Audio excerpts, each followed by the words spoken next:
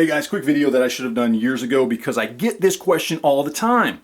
What is the difference between a Mossberg 500 and a Maverick 88? Why does this one cost $320 brand new and this one costs about 190 bucks brand new?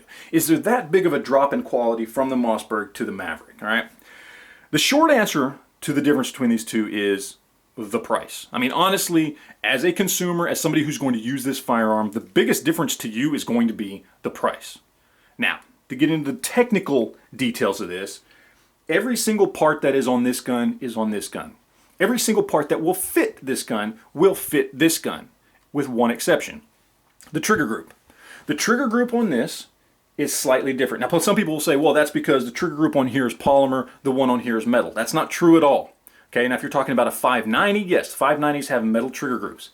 Both of these guns have polymer trigger groups. I've taken both of these guns and many Maverick 88s and many Mossberg 500s apart more times than I can count. The trigger groups are identical with one exception. This one has a built-in crossbolt safety. This one does not, because the Mossberg 500 has a tang safety on the top. It makes it more ambidextrous. Now, the reason that this has a crossbolt safety and this doesn't is this is cheaper to manufacture an all-in-one part and install it than it is to do it this way, because this requires extra milling on the receiver and an extra part that has to be installed that interacts with the trigger group. This one does not. It's an all-in-one piece.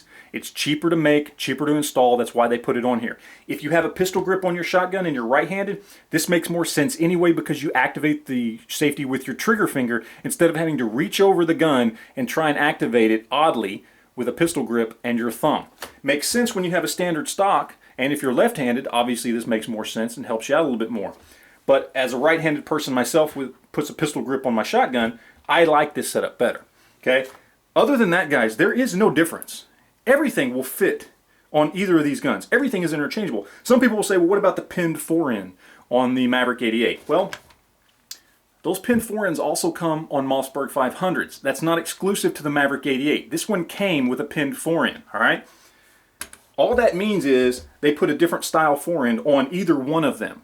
What it means is if you want to change the fore-end, instead of just changing the actual fore-end piece, you have to change the fore-end tube and the bars as well. But as I said, that's not exclusive to just the Maverick. Even though there are probably more Mavericks that have that than Mossbergs, they both do that from time to time depending on when the gun was manufactured. So, in the end, the short answer, what is the difference between these two guns? Nothing. In my opinion, there's no reason to spend almost $120 more on this one than this one. It doesn't make any sense whatsoever unless you just want to buy it for the name.